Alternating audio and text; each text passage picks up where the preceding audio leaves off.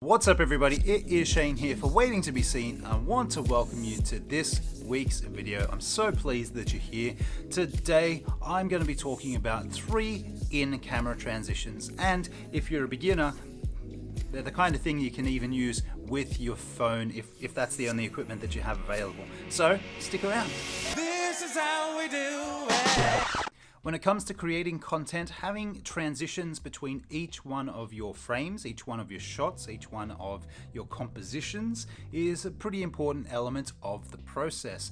And unfortunately, a lot of people that are just beginning, they don't plan through these kind of sequences. But if you can think about it in advance and you can do a little bit of planning, they can really increase the production value, the feel of your videos. But with that being said, I do want to say in-camera transitions, they're a lot of fun. I'll admit, I've been guilty of overusing them myself on occasion, but they have a time and a place. And I think that personally, this is what I've learned. Find a reason to use these in-camera transitions, but don't overuse them. Actually plan them in. And as a matter of fact, some of the ways that these transitions work, you kind of need to have a plan anyway in how you cut from one shot to the other. You don't just kind of mush it together. Plan.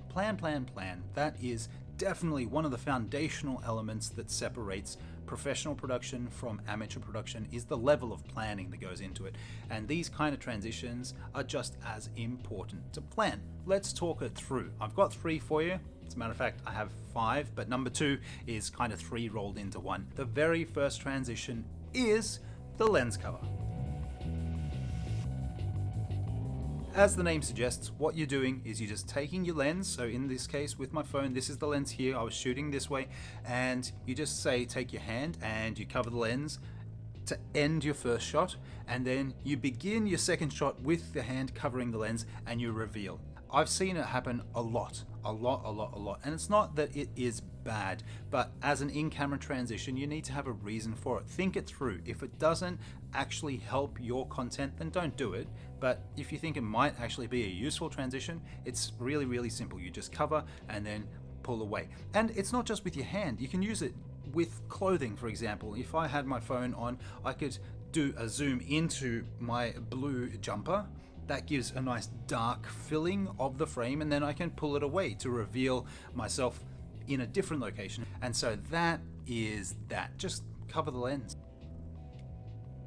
Now, transition number 2 is actually a 3-for-1 deal, because I happen to think personally that it is just a variation of the same idea.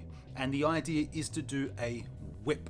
And by whip, I mean a really fast camera motion. Now, the reason why I'm saying it's a 3-for-1 deal is because most people will do it in 2 different directions, but I've also seen another guy by the name of Cody Wanner who does a little bit of a unique version of the whip as well. So I'm including that just for today's video. I just want to speak to the beginners for a minute.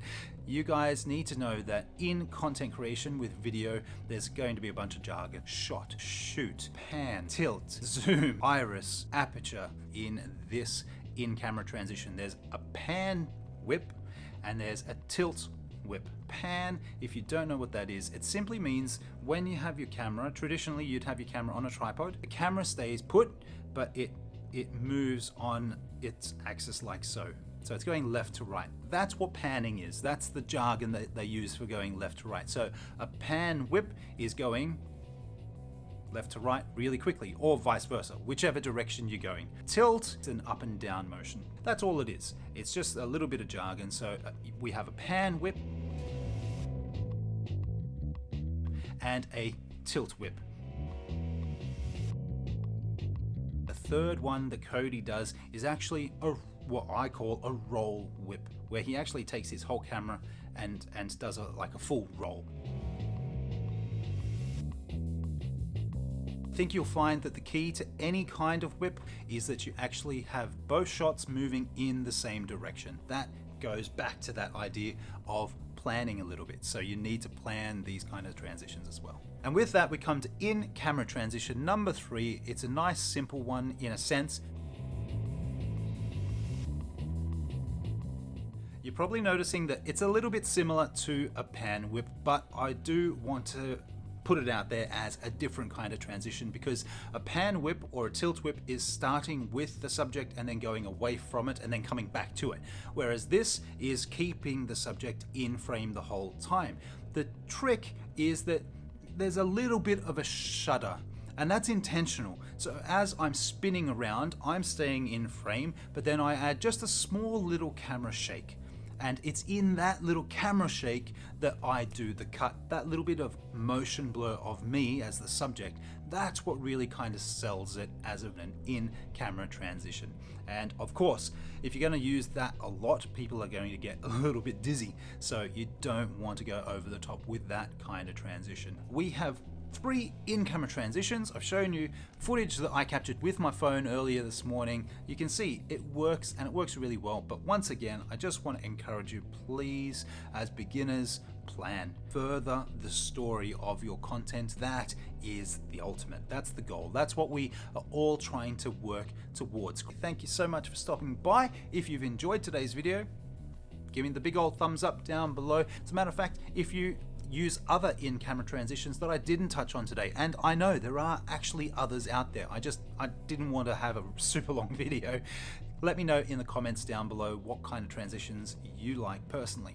And on that note, I'm going to finish up for today. If you think that today's video and other content such as today's video might be of interest to you moving forward into the rest of 2019, then why not consider subscribing to the channel? Click on that big old red subscribe button down below, click on the notification bell and join the notification squad, and YouTube, they will do the rest. They'll let you know as soon as my latest content drops. Hey, thank you so much for stopping by. This is Shane, we're waiting to be seen. Have a fantastic weekend, have a great week ahead, and I'll see you next time. Bye. That's gonna leave a mark. What?